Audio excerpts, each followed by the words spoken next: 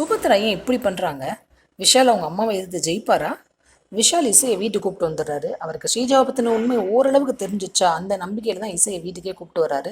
சுபத்ரா சொல்கிறாங்க, மன மேடையில் உன்னை ஏமாத்தியிருக்கா, நீ என்ன தான் ஆர்கியூமெண்ட் வச்சாலும் என்னால் அவளை ஏற்றுக்கவே முடியாது விஷால் அப்படிங்கிறாங்க. அந்த இசை இந்த வீட்டுக்குள்ளே வந்தால் நான் இந்த வீட்டில் இருக்க மாட்டேன், நான் இப்போவே இந்த வீட்டை விட்டு கிளம்புறேன் அப்படின்னு சொல்லிட்டு கிளம்புறாங்க. விஷால் தடுக்கிறாரு, அம்மா நில்லுங்க அப்படின்னு. தேவகி சொல்கிறாங்க, நீயே சுபத்ரா வீட்டை விட்டு வெளில போகிற, தப்பு செஞ்சது இசை.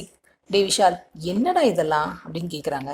பாட்டி, ரொம்ப பர்ஃபெக்ட்னு யாருமே கிடையாது, எல்லாருமே தப்பு பண்ணுறவங்க தான். எல்லாத்துக்கும் காரணம் சந்தர்ப்பமும் சூழ்நிலையும் தான். இசை செஞ்சது தப்பாகவே இருக்கட்டும், ஆனால் அதுக்கு இந்த தண்டனை ரொம்ப அதிகம் பாட்டி, என்னால் அதை ஏற்றுக்கவே முடியாது.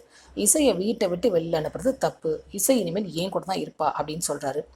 ஒருவேளை அவங்க இருக்கிறது யாருக்குமே பிடிக்கலன்னு சொன்னீங்கன்னா அப்படின்னு சொல்லிட்டு நேராக போய் இசை பக்கத்தில் நின்றுட்டு சொல்கிறாரு, நானும் அவளோட சேர்ந்து வெளில போயிடுறேன் அப்படிங்கிறாரு. இதை பார்த்தோன்னே சுபத்ராவுக்கு அப்படியே ஷாக் ஆகுது.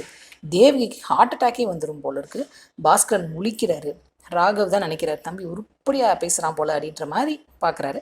ஸ்ரீஜாவும் சிந்தாமணியும் இவன் இப்போ இப்படி மாறினா அப்படிங்கிற மாதிரி பார்க்குறாங்க. பொறுத்திருந்து பார்ப்போம் அடுத்து என்ன நடக்குதுன்னு. சீரியல் அப்டேட்ஸ்க்கு எங்கள் சேனலை சப்ஸ்கிரைப் பண்ணுங்கள். மீண்டும் அடுத்த அப்டேட்டில் சந்திப்போம்.